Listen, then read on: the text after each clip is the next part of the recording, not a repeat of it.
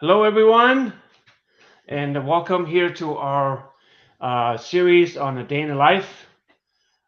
This is our Industry 4.0 Club, our Thursday LinkedIn Live, and we're joined here by Maria Moreno, who is a SCADA engineer, electrical, industrial automation. And today we're going to hear a little bit about what Maria is, what her day looks like, what her background is, and how she got to where she is and where she's going, all kinds of good stuff. Also joined here by Ann Wyatt, our co-host for Industry 4.0 Club. We're going to have a great conversation. Also want to thank everybody for joining us here today with this topic of a day in the life. This is the last episode of our series. We've been going from CEO to VP of digital transformation, to entrepreneurs, and to engineers. And so we've got a whole breadth of different perspectives and levels and backgrounds and job progression, where everybody came from, where they're going. It's been a great conversation we've had with various people here, and I'm really looking forward to this conversation today with Maria. We will, this is LinkedIn Live, so if anybody has a question, please post that in LinkedIn message, and we will read those off and make sure that we bring any questions here into the conversation as we get them. Just remember, we're a little bit behind, so once we get the questions in, it might take a little time before we get them into this conversation here, but we're gonna have a good conversation, I'm pretty sure. And again, thanks everyone for joining us today. We love when you guys join us, and hopefully you're gonna keep on joining the different rooms that we have. We have our rooms here from Monday through Thursday around noon, either on LinkedIn Live or on Clubhouse. And you can find our agenda on www.industry40club.com. Or for the Clubhouse events, you can find those on Clubhouse as well. So with that, I'm just going to quickly introduce myself. My name is Jan Pingle, and when I'm not here with these great people, I am working for Ingersoll Rand. I am a product leader for digital solutions, where we're trying to make our equipment smart and connected with IoT. Over to you, Ann. Oh, thank you, Jan. And first of all, I want to say we are finally here with Maria, and I'm really excited. And we had so many technical difficulties, and I just want to say thank you guys so much for hanging in there with us and joining us today. My name is Ann Wyatt. I am also a co-founder of the Industry 4.0 Club, and when I am not running around with the amazing people from Industry 4.0, I am running my own recruiting agency. Also, I see you, Eddie, and thank you. I like it. Maria, can you introduce yourself for us really quickly? I'm really excited to talk to you and learn more about you today and what inspired you to get into this profession and how you're representing women in the trades. So please, let's hear more about that. Yeah, so I am a SCADA engineer currently for our water treatment wastewater facility. So I never thought I'd get into wastewater and water treatment. That's like the what people don't really know. Where does your water go? That's the question. That's very important. My kids didn't even know. It just thought it went into like a black hole in the earth or something. I'm like, no, there's a lot more to it. So, which is nice. I do all the automation for the plant and work on all the instrumentation. I don't, install the instruments, but I do all the automation for it, make sure they can see it on SCADA and make it easier for our operators, which is amazing. I love being a part of that. And I'm actually the very first SCADA engineer at the plant because they didn't have one. They were contracting out. On top of that, I do part-time contracting on the side, and I have multiple real estate investments as well. So I'm very busy. But other than that, I mean, that just another day SCADA engineering, I guess. So yeah. Oh no, that's awesome. Yeah, wastewater is a really interesting piece of it, right? Because you don't ever, you're right. I mean, your kids, and I mean, really anybody is like, where does the water go? What happens to it? I mean, you kind of drive by these facilities, but you don't actually think about like the work that goes into cleaning your water, Yep. and keep it moving, keeping it moving. So that's really awesome. There's a lot of automation in wastewater. So I guess our first question for you is, what kind of inspired you to get into E&I? Was that something that when you were younger kind of struck your interest, or at what point did that cross your mind? You know what? So thinking back on it, I've never had an interest in any electrical or mechanical work. It just kind of fell into my lap when me and my ex had split, and I was only 21 years old with 2 kids, and I was basically hitting rock bottom. Sorry, I'm getting a call. I was basically hit rock bottom, so I had nothing. I literally was living off of what my parents would give me, and I was actually on the street just selling roses door to door at one point because I was so desperate for money. And it was sad. I had no intentions of getting into this career. I was a waitress. So I actually got with it's my husband now. He was actually just a friend, but he's like, you should get into the electrical field. And I was like, I don't know. I'm scared. It's dangerous. And not only that, I'm a woman. I can't do that. Like I need to be staying at home with my kids or being a stay-at-home mom, because I was working part-time as a waitress for 2 hours out of the day, and the remainder of the time staying home with my kids. But he just kind of was like, if you don't start now, what are you going to do with your life? Where's your career going? Do you even have a career plan? And so I kind of told my brothers about it, and they're like, no, you can't do that. No, you know what, Thomas, she's going to get shocked and she's going to quit second week into the electrical program. So I kind of wanted to prove them wrong. And I went ahead and I signed up a week prior to the program getting started, and they miraculously had a spot open for me. So that was amazing. There was another girl in there too. And yes, I did get shocked, but I did not quit.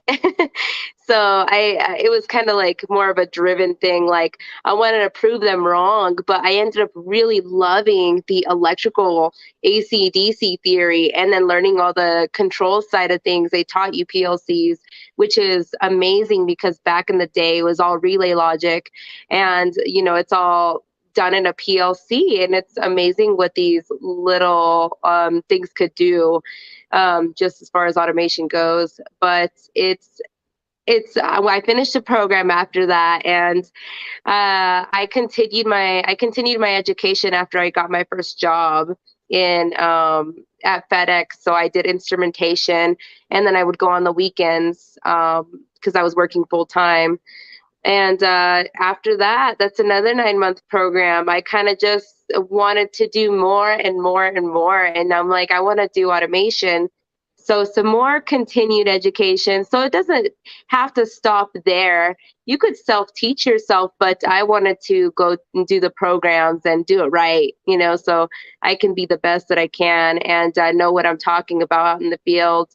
So I learned from construction to maintenance, and I'm now in the industrial sector doing maintenance, which is amazing. I don't get my hands dirty as much as anymore as I used to, but I'm not afraid to. So yeah, that's what brings me here today. Yeah, getting shocked is part of the deal. You have to be part. You gotta get shocked at least once during the process for sure. Yep.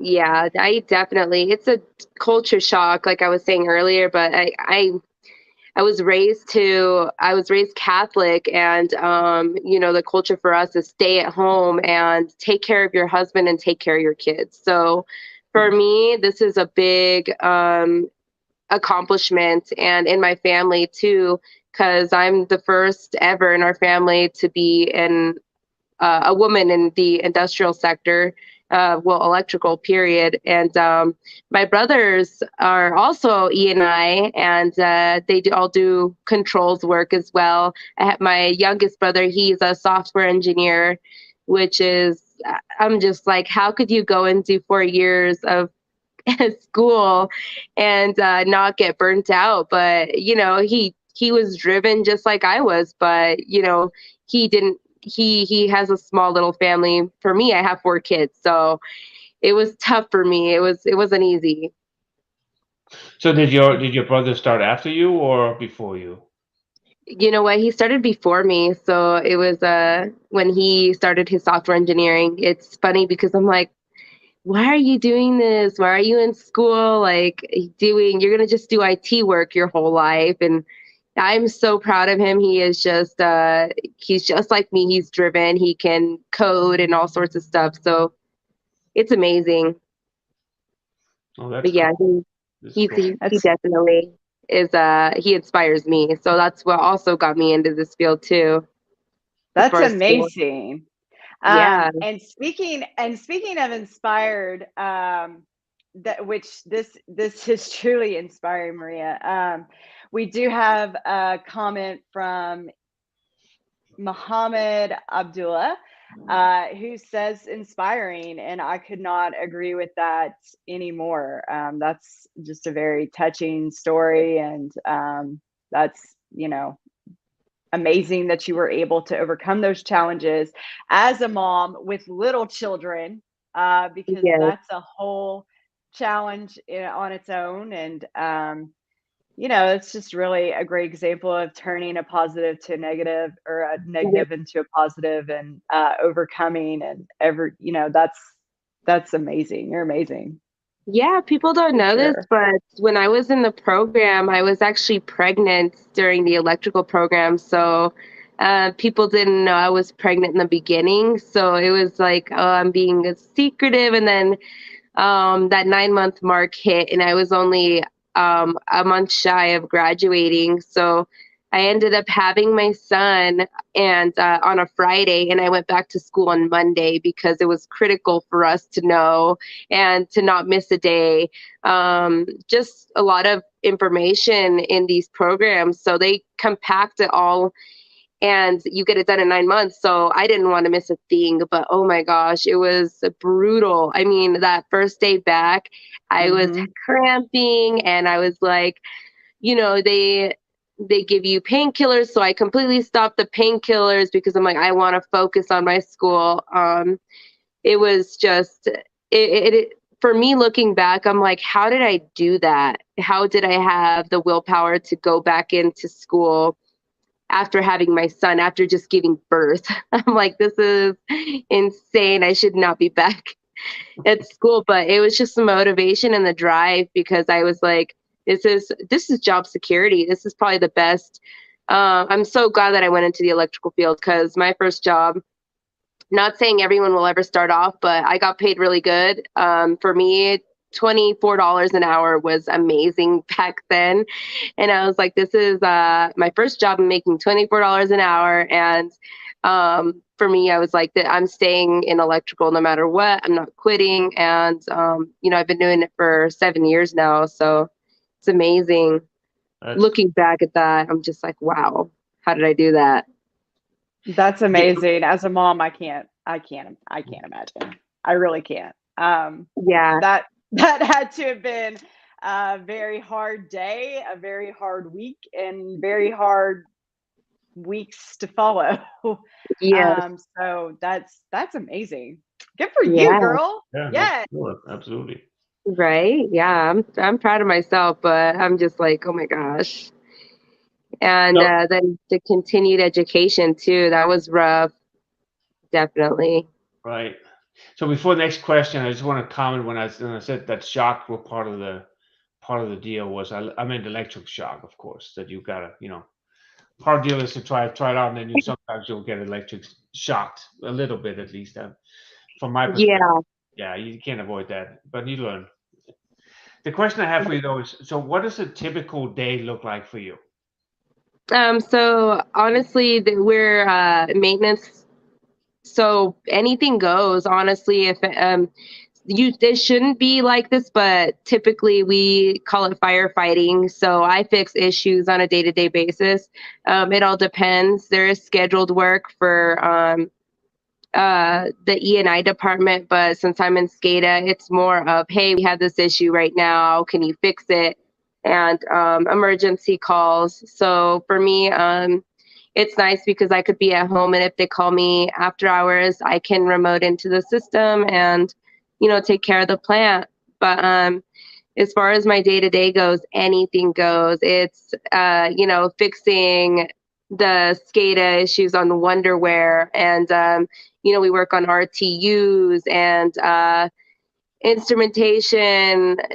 It's just all over the place here, honestly. Just yesterday, I was connecting to a PLC that had faulted out, but they're quick and easy fixes, but you got to know what you're doing, right? So you Ab- can't just go in there, and what took me 7 years to learn takes me about an hour to finish. But for a person starting out, I would say it's a learning experience. Takes several days for someone, but I mean, I'm so glad that I got the experience. This stuff though with SCADA, it's more of on the job experience. You're not going to learn all this from training. What the manufacturers have to offer, you have to run into the problem in order for you to learn and know the system pretty well. So it's very challenging at times, but I love a challenge, and I like solving problems and troubleshooting. So yeah. so the problems you're solving are they SCADA problems that they're something that you didn't anticipate in the SCADA system, or is it actually the equipment that is having a break of some sort, and then you got to bypass to get it going, or what's the typical? Is it in your software, or is it the manufacturer's equipment that is failing? The thing is so logic in SCADA never changes, right? But when you have old equipment, and when you're working with something that's about 40 years old, it could be hit or miss. So one day, like, my SCADA system will be running perfect, and the next it's like, okay, what the hell happened? I come into work and everyone's freaking out. They're like, hey, our Mhm. SCADA system, we lost all our values. And that's what it looks like for me. When equipment fails, typically, we have maintenance technicians go out there and take a look, and my only portion of the job is, okay, what do you want me to force something open, or put a value in to test something? Right. um that's about my as far as my job goes with equipment breaking down, is do you want me to make it come on or off, basically. So So is but most yeah. of the equipment that you're working with, you said 40 years old, and that's not atypical in these scenarios, that you have a variety of equipment that's old and new. But it's most of the equipment, like where it's older equipment that wasn't automated, you're putting sensors in to at least get some information back, or is it like half and half? Do you got equipment that has a good control system automation, you can connect to existing data and it's fine. And other ones you have to put your own instrumentation in place to kind of understand what's going on. Yeah, there's the with the old equipment, how it works is there's just we have it's called Wonderware system. So with that one, I've never worked with Wonderware ever, but I'm still learning. And we there's different softwares, right? They all do the same thing, but different navigations, different way of navigating it. So for me, with the older systems, it's like it's not just plug and play like you would on a newer system. You have to go through all sorts of hoops just to do one thing. And for me, I'm just like, oh my gosh, can we just upgrade the system already? You know, but in treatment, a water treatment plant, we're not a process where we make money. So basically we're put on a budget, and that's what prevents us from actually upgrading our system sometimes. So that's the only thing holding us back, really. And with the private sector, of course, they're going to be like, sure, let's upgrade it tomorrow. $1 million, no problem. You know, I worked for mining companies that they don't even bat an eye at like 50 grand if you swipe the card and need something done for your SCADA system. But here, you know, for a city, it's like, okay, we have budgets here. You need to calm down. If you want to buy something for $500, you better ask us first. So. Yeah, it's a different environment, totally. Absolutely. Yep, exactly. There is a quick question from Mohammed here in the comments. That's a really good question. I'd like to read here. How far has the maintenance industry progressed into Industry 4.0 technologies, and what factors facilitate easy implementation? That's a great question. How far have maintenance industry? Honestly, for me, it's more of you gotta get with the times, right, and keep upgrading your system. But it's come a long way, honestly. There's so much technology out there. There's a Bluetooth, there's wireless that we could actually go towards nowadays, and actually look at things on your phone, right? We can go away from these old systems and start upgrading using less wiring. And you know, it's for now though, it's just one of those things that's holding us back, like I said, is the money for us. For me, it's easy to say, hey, let's upgrade to something that's you know, $2 million, but it has come a long way, in my opinion. But yeah, that's a good question. I like that. Yeah, definitely. Yeah, sometimes it's just hard to do. I mean, you're right. When you're working for a city or any government entity, it's definitely hard to get funding. I've experienced that some myself, so I completely understand. Yep, I feel like everyone that gets into this type of trade, they could go literally anywhere. They can go residential, commercial, construction. Basically, you have all these avenues that you can go in, and it doesn't have to be industrial. I love industrial, so that's what I'm going to stick with. That's what I'm comfortable with. I worked in commercial, and for me, I like a little bit of a challenge. But for people that really like a challenge, construction, and like can do all the handling of materials and putting stuff together and reading P&IDs and electrical schematics. That's another thing. For me, I would have gone into electrical engineering if I wanted to, but this is the hand that I was dealt with, and I don't want to go back to school. So, but there's so many avenues that someone can go in after doing the electrical program. You can even do IT work and networking. It's amazing what's one little 9-month program. And I mean, it was amazing. I went through Great Basin College, and my school was funded by Join, their job opportunities in Nevada. So they paid for all my school, as long as I had good grades and, prove to them that I was going to finish the program. So, I mean, they don't know that there's help out there waiting for them. They were literally begging people to come in so they could give their money to you to go to school. So I was very fortunate. and they still offer that. And there's still a lot of people don't know that school can be free. There's people out there that want skilled trade workers. They just got to go out and do some research and see who will fund it. So I think that's a big Absolutely.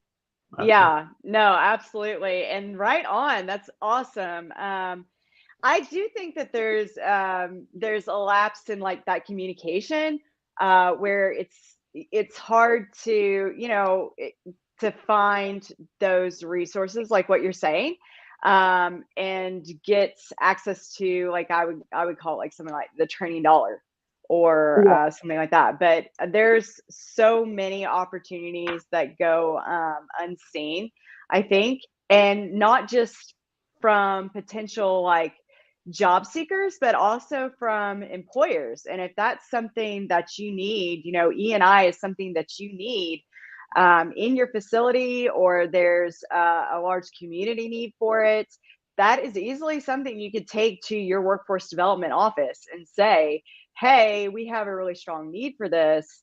How do we develop a program to get some potential a workforce pool here? Yeah. Yeah, absolutely. Yeah, we have a shortage right now, so it's really tough to find anyone that's really experienced or that wants to work.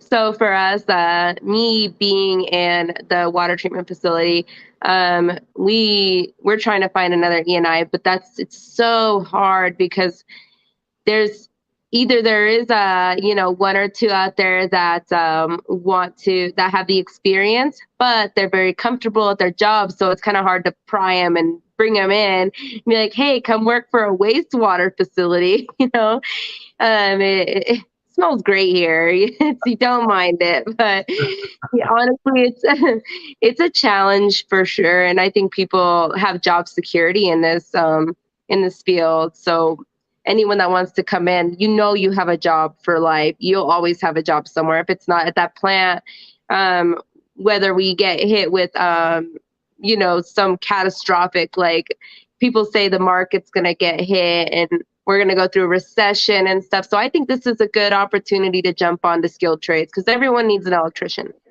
There is a need for it. Absolutely. So you talked a little about the public sector wastewater treatment budgets, Mm-hmm. and compared that a little bit to when you worked in other areas like mining, and I think you mentioned oil field in some note I saw earlier too. So what excites you about this position here in the wastewater area compared to some of the other ones you talked about? The process is amazing to me. I think the disinfection process is like, wow, how do you make it clear? So for me, that's amazing. Our drinking water from Lake Tahoe, that amazes me too. Like I would drink it straight out of the lake, but the way that it comes into our plant, it's even better. So we're better than a lot of water bottle companies out there. I'm not going to mention any names because I don't want to get sued, but we've compared them, and our drinking water is one of the best here. But the process in itself, I worked in geothermal, I worked in biorefinery, which was also amazing. Great company. I worked for Fulcrum Bioenergy. They turn trash into fuel, so you guys got to check them out. It's amazing. Oh, that's cool. Yeah, it's all green energy. And then the geothermal power plant, also green energy, pulling water out of the ground, and then processing it and basically making energy out of it through our generators and, providing electricity for our homes in town. So that was amazing too. But yeah, I love process, period. Mining also. Worked in a gold mine and then a DE mine. So two different types of mines, but same concept. You bring it in, you process it, and you get your material, your product, your final product, either whether it's gold bars or, our DE, diatomaceous earth. We use it for filtration for wine, beer, pool filtration. So that was kind of cool. But yeah, basically, when you go into these industrial fields, I feel like you will get glued onto this because you learn so much instrumentation. And for me, learning a new system is always exciting and challenging, but exciting for me. Oh, it's good to hear your, especially excitement about the process. I mean, that I can relate to that. There's so many things that we use in our daily life, but we don't Yep. know how it comes to us in the way that we consume it. And then Yep. getting out in the manufacturing or process industry, you get a feel for, oh, okay, here's the raw material or the waste, and here's how it actually ends up being the stuff that we consume every day. And I mean, we have one of our co-founders. He shares all these kind of videos of how things are made, and I mean that's just a eye opener sometimes. Oh, that's how it is. Now it makes sense, and that's the thing we want to kind of contribute to our younger audience too, is to learn. There's a lot of cool stuff going on that you can be part of, and that inspiring thing is it's seeing that you're helping the environment, you're helping people, you're helping a city. It's a Mhm. cool thing. Absolutely. So do you guys use like an RO process? What's that? A RO? reverse osmosis. Use that or no? Oh yeah, we do. We do. So I'm not Yeah. too familiar how the process works, but I know we use like what is it, chlorine and some UV also. But yeah, the ozone, we use that too. I'm not sure how it works, but I love it. I just work on the automation. I've honestly only been in this at this job for 7 months now, so it's amazing. I love it. It's so far so good. So I do miss more of the bigger industrial settings, but it's very lax here, and there's not too much firefighting, just minor issues here and there. But it's definitely worked with my schedule because I get to work remote whenever I want. Um, but it's great. I love it. So what specific have Awesome. you learned since you started in this position? That's like What was that? like, what specifically have you learned? Some new thing you've learned that you didn't think you Um, would in this position. for me, it's the software. The software is different. Like I said, navigation.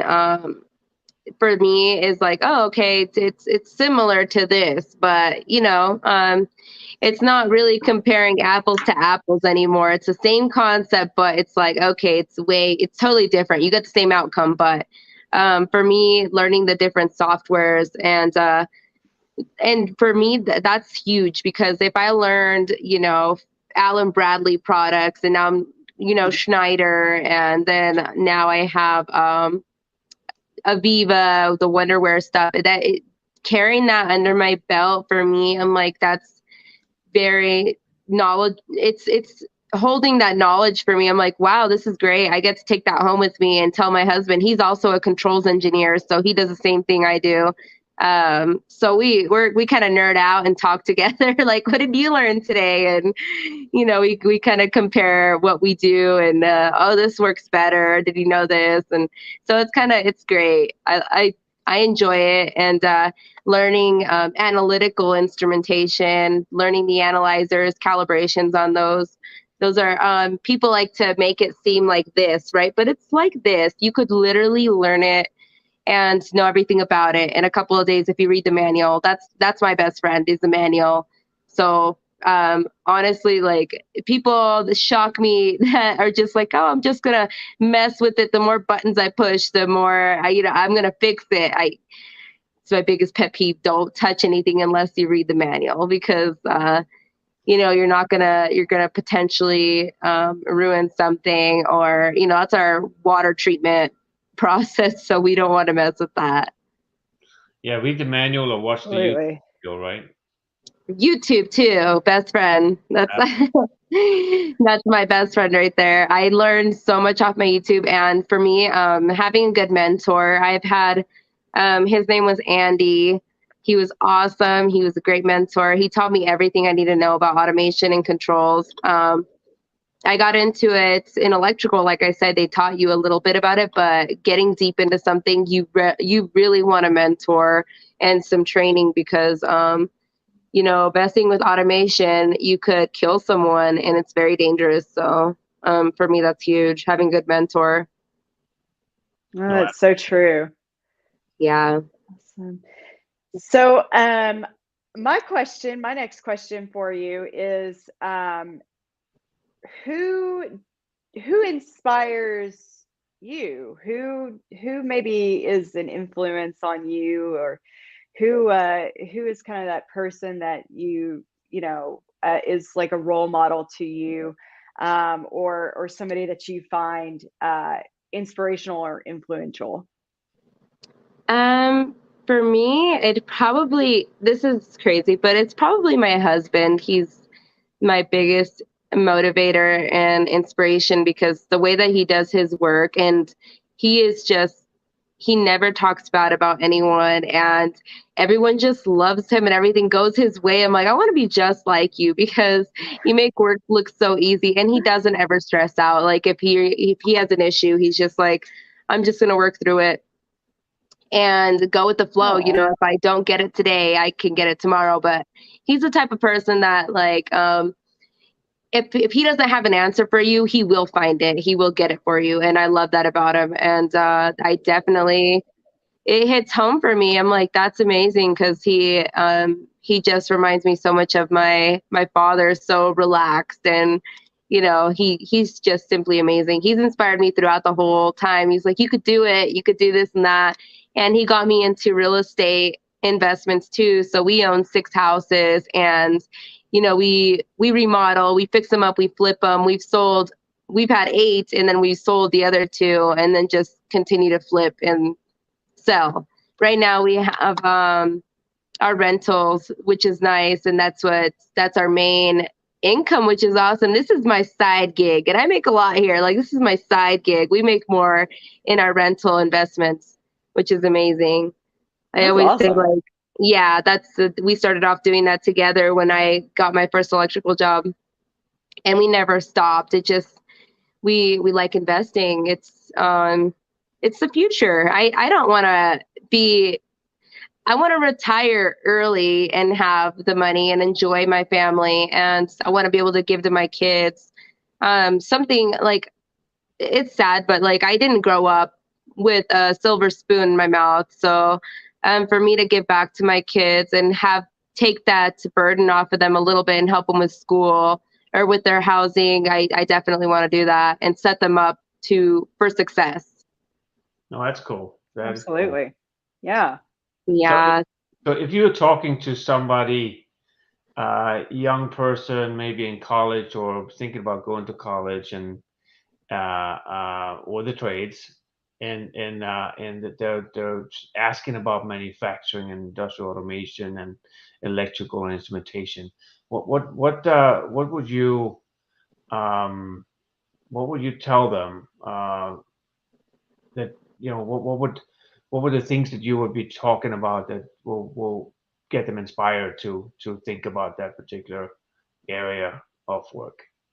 I would tell them to do it right then and there, sign up, and it doesn't hurt to, even if they want to go a different route, at least give it a chance because you may not like it in the beginning. Like I was just doing it to prove a point, but I ended up loving it.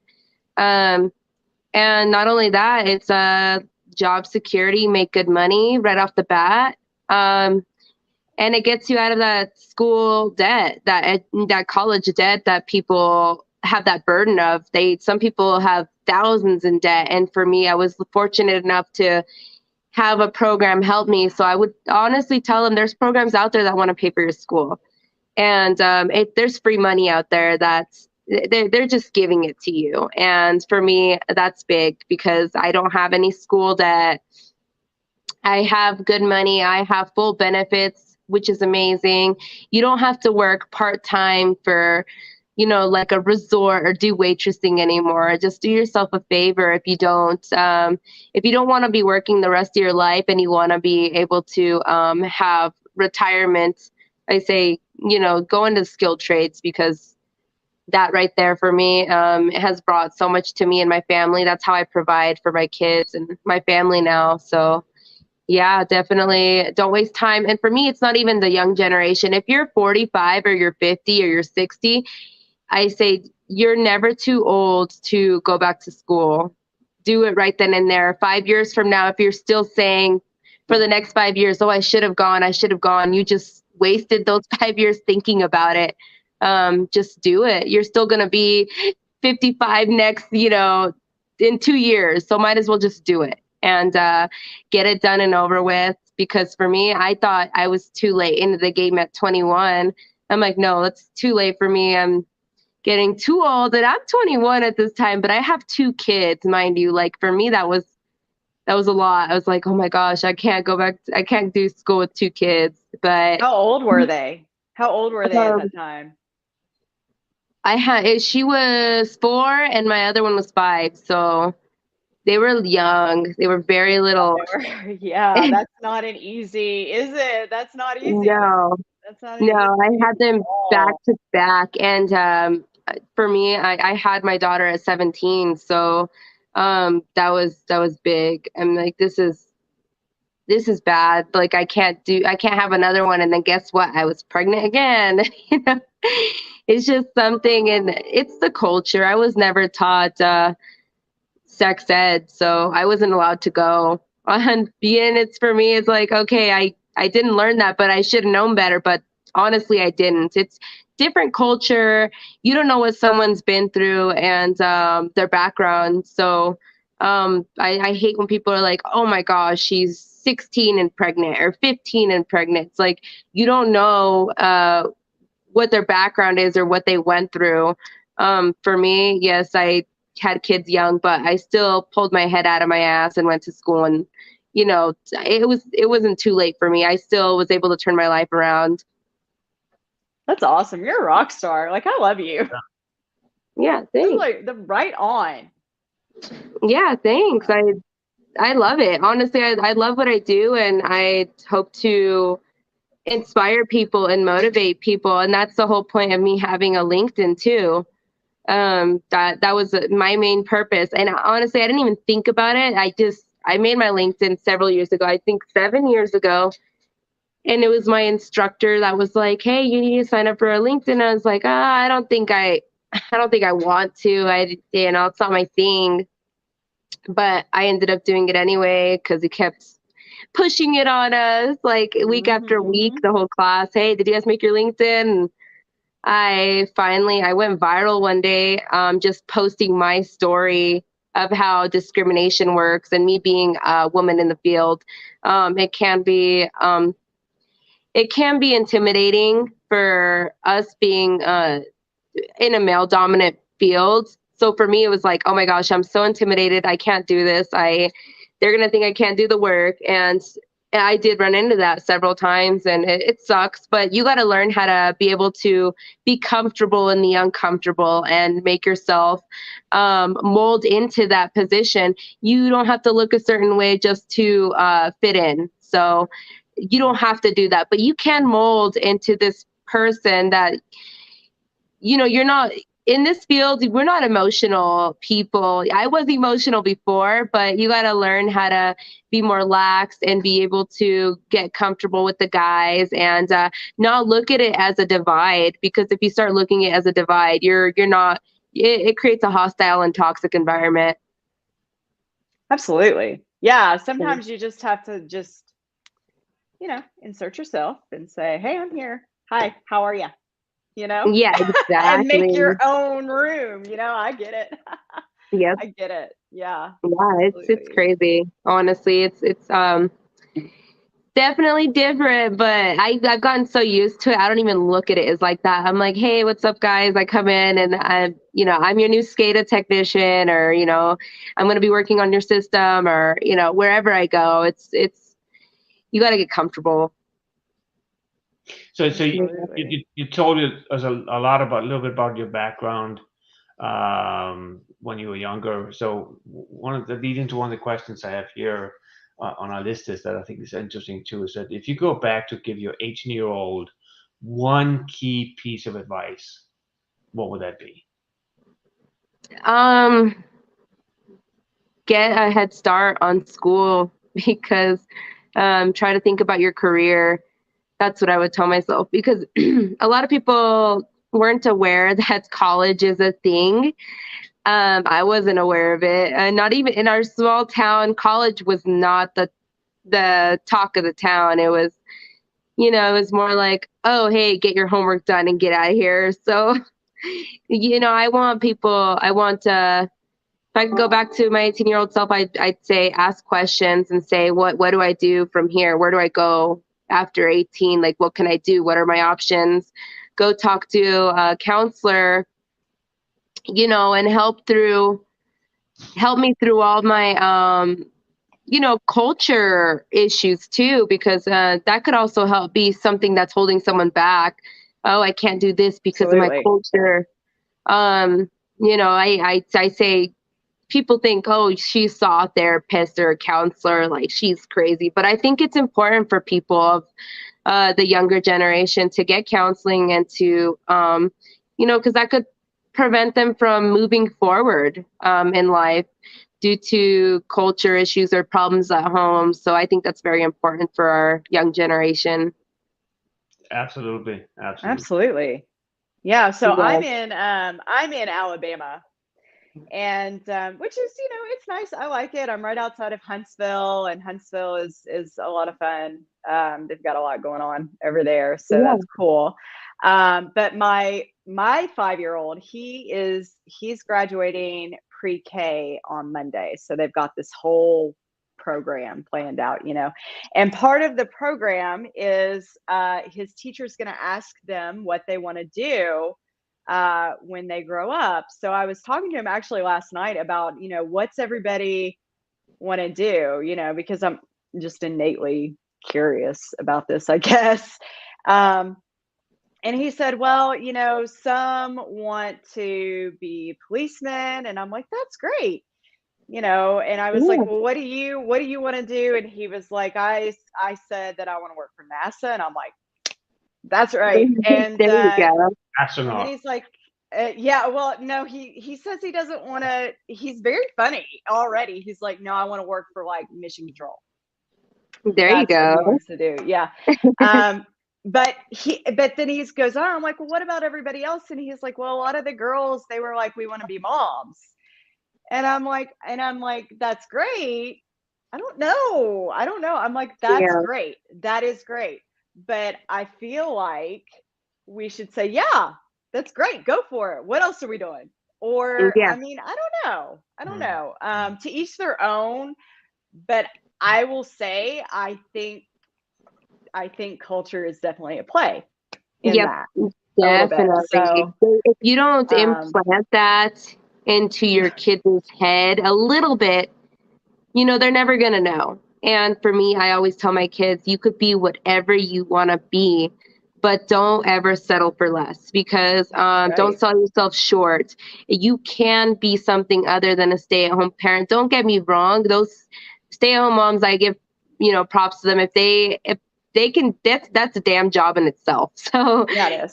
But don't sell yourself short. It's never too late to be something that you want to be, but definitely implanting that and, just putting that little bug in their ear. It definitely changes their tone and perspective on everything. Nowadays, people want to get rich off of YouTube, TikTok. For me, it's, you got to work still. There's definitely, people get lucky, and I believe in luck for sure. That's the right place at the right time. For me, when I went viral on LinkedIn, that was just luck, pure luck. But I told my kids, life is about luck. So you got to actually work, work for it. And then luck will eventually find you. If it finds you, great, but for now, you gotta think about a career. You're not going to be a superstar overnight. You got to put a little bit of work into it. But yeah, it's definitely important to teach our kids. And even at a young age, kindergarten, I'm actually being featured in a book for its STEM superheroes. It's energy superheroes, basically. And it's a book about all these wonderful women that are in engineering or technician or just in the energy sector, period, which is amazing. I can't wait to get the book. It's, you guys can get it through, you guys can look at my posts and I'll be sharing it again. And buy the book for kids. I want to buy one for our local schools here. I want to donate some books to them and say, hey, these are jobs that we could be showing our kids.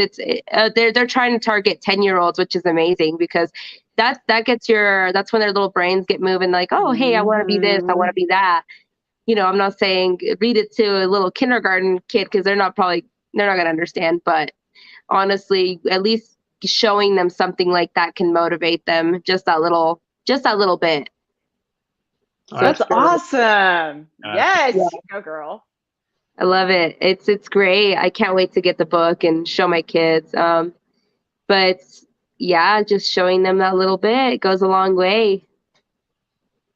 So we're reaching our last 10 minutes here.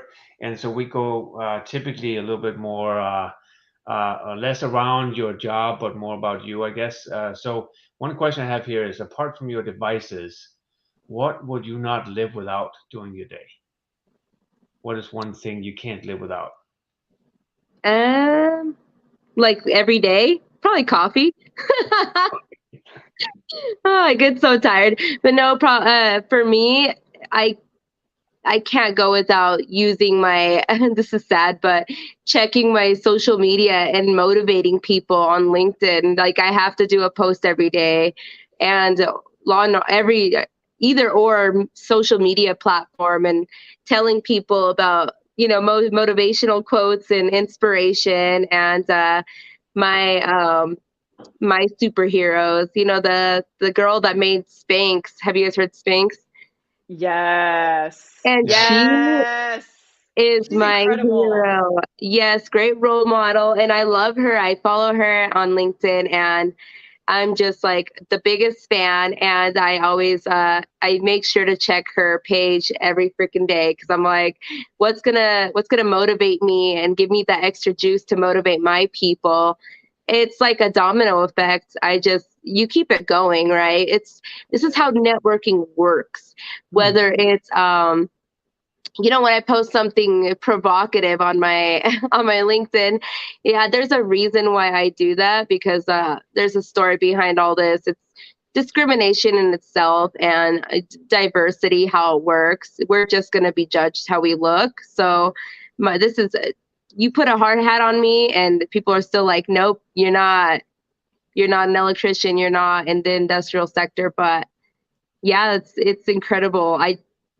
That little bit. But yeah, going on social media, I have to do that every single day just to motivate people. I love it. And you're Yeah. right. Yeah. It spreads good energy. When you are in that good vibe, you can help others be in that good vibe. Like, I love that. And it's all authentic. It's all true stories. And if it weren't, my brothers would call me out on LinkedIn. So you'll see that. They'd be like, hey, what the hell? You never went through that. But everything on my LinkedIn is all truth, and people go through hardships, and it's unbelievable at times. It's like, oh my gosh, no way. But there's people out there that are worse than I am. So I just hope to get through to them through the other side of the world and be like, hey, you're not alone. We've gone through these things. And you know, there's on LinkedIn, there's ways to post about what you're going through, and it'll get to someone that's you know, we'll all be there for you. We're all family on there, so it's great. Right. I love that. Yeah, you've done an excellent job of building your LinkedIn community. So for everybody that's out there that's graduating, because it is graduation season, and your professors are fussing at you saying, oh, you got to make a LinkedIn page, it's important. You should definitely take them up on their advice, because Maria is killing it on her LinkedIn. And that was some of the advice you got. So that's exactly. awesome. Work on your LinkedIn, and if they need help with resumes too, I call it resume remodels. So I do people's resumes too. I do coaching and all that stuff. So and for any student, I do it for free. Like anyone that's trying to better themselves, I'm like, you know what, just give me a resume or I'll help you out, because I know what it's like, which is amazing. Just there's people out there that want to help these people. So they don't got to pay for everything on their own. And there's people that offer free education and free programs. I do on my YouTube. Luckily for YouTube, there's people out there that teach things that you don't need training for. So it's nice. That's awesome. Yeah. Absolutely. Last time I introduced I think it's an interesting question, so we'll see how that goes. What were you aspiration when you was a kid? We talked a little bit before. Ann talked about what her son was looking to become. So when you were at that age and think about what you're becoming, and now you're something else. So first of all, what was that thing you think you were going to be doing when you were a kid, and how do these two things you're doing now and that thing kind of align, or similarities, or are they at all? I wanted to be a lawyer when I was younger. So I don't know why, because it's like totally different, but in a way I'm very it's funny because I'm very assertive. I don't lie. I do save my ass a couple times. So, it's just the assertiveness, I think, aligns with that, because you got to be a little bit tough skinned to be in this field. Not saying you have to be emotionally not there and change, but you definitely got to be able to handle the criticism at times, for me being in this field. And there's people that maintenance is a whole other world. Like, people get upset because shit breaks down, right? So it's people think it's like walking through a park. Oh yeah, I'm in maintenance. It's like, oh my gosh, wow, you're in maintenance. That's incredible. Like, what do you work on? But yeah, you got to be tough skinned. Being a lawyer, for me, I'm looking back, I'm like, wow, I'm so grateful that I didn't go into law school. But for anyone in law school, like, that's great. You did it. Years of schooling.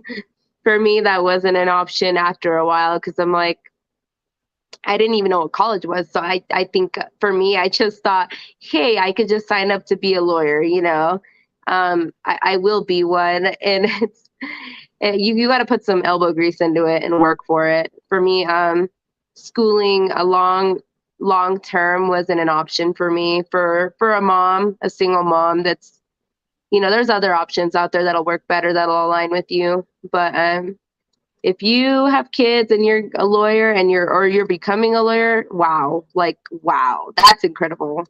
Because for me, this was more than enough. But yeah. Absolutely. No, that's cool. That's cool. Imagine. It's an interesting perspective question, just to get a little bit thinking, and that question can have all kinds of different interesting answers too, as well. So yeah, cool. I like that. It's a good question.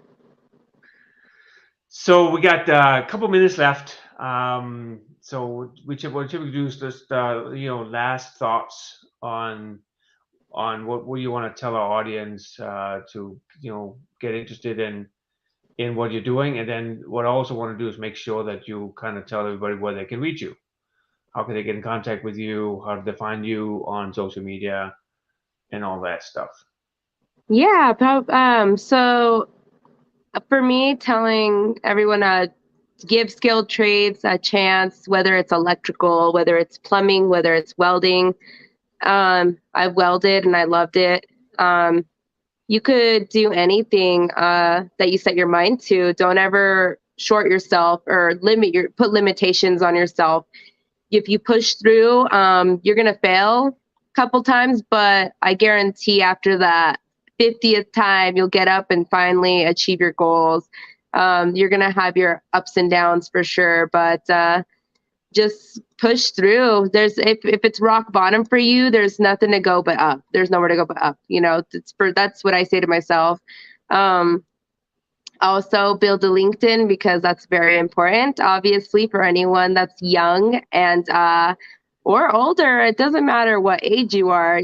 You can, I think it's great finding careers on there and exploring the different avenues. I have engineering, I have nurses on mine, I have people that are CEOs for companies, entrepreneurs. But yeah, do something like that. And also another one is, just if you want to do your LinkedIn, just make sure that you post strictly what you want to post. Don't listen to other people. Don't limit yourself on that either, because I've ran into that issue. And you guys can find me on LinkedIn or Instagram. I do have Facebook, but I don't get on there very often, but it's mainly LinkedIn, Instagram, and yeah, TikTok too. I got banned a couple times, but I made another one. Right on. I'm going to follow you on TikTok. I just got Yes, into TikTok, so I'm going to follow you. follow me on TikTok. It's fun. Yeah, I'm not on TikTok TikTok is yet, fun. so my wife is though, but I'm not. So I'll tell her to follow you. It's great. Yes, please follow me. That'd be awesome. But yeah, thanks for Awesome. having me on the show, guys. I'm very excited to get the word out. This is awesome. Yeah, it's been a great Oh, yeah. conversation. I've really enjoyed it. It oftentimes we talk about technology and then we talk about other human touch thing kind of topics, etc. And but really talking to someone that is doing it and getting to understand what they're doing, how they're doing it, and what they learned and what their path was. That's always interesting. I like to get a little bit more background on people sometimes, and this has been great. I really Definitely. enjoyed your conversation here with you, and enjoyed to learn a little bit about your background and your struggles and where you are today. And it's a good story. I really enjoyed it. And Yeah. we Thank you, guys. Yeah, no, thank you, Maria. We have really appreciate you coming on and hanging in there with us and hanging out with us. Yeah. And yeah, I would love to stay connected, because this was so inspirational and just such an awesome time. So Yeah. yeah, definitely. Thank And you, guys. this is definitely a good way to end the series. absolutely. Yeah. Absolutely. Yeah. I love it. Thank you, guys. Sure. So just to close here for everybody that's been listening, it's been our final episode of A Day in Life. We've had a great conversation with Maria here, understanding a little bit about her journey and what she's doing today, and been very inspiring too. Really enjoyed your candidness. Very inspiring conversation. Again, this was the Industry 4.0 Club on our Thursday LinkedIn Live, talking about people, process, and culture. And this was definitely a part of that type of conversation. And if you enjoy having these type of conversations as much as we do, please join our scheduled rooms on either Clubhouse or LinkedIn. We have them every day, Monday through Thursday at around noon, typically 12:30 Eastern. And you can find our schedule on www.industry40club.com. And for our Clubhouse rooms, you can find those on Clubhouse as well. And make sure you get on LinkedIn and find Maria and follow her. She has lots of content that she's sharing about all kinds of stuff, and a lot of people think that she's interesting to follow. That's definitely the case here. So She is. She's awesome. yeah, awesome. So Yeah. great. Thank you again, Maria. I have enjoyed it. We all have enjoyed it. It's been a great conversation. I really hope to meet you again in maybe in another room as a guest, Yeah. or just as a participant, and just like to hear your perspective. So enjoyed it, and yeah, it'd be great. Awesome. Well, thank you, guys. I hope everyone has a wonderful day. Same to you. Bye.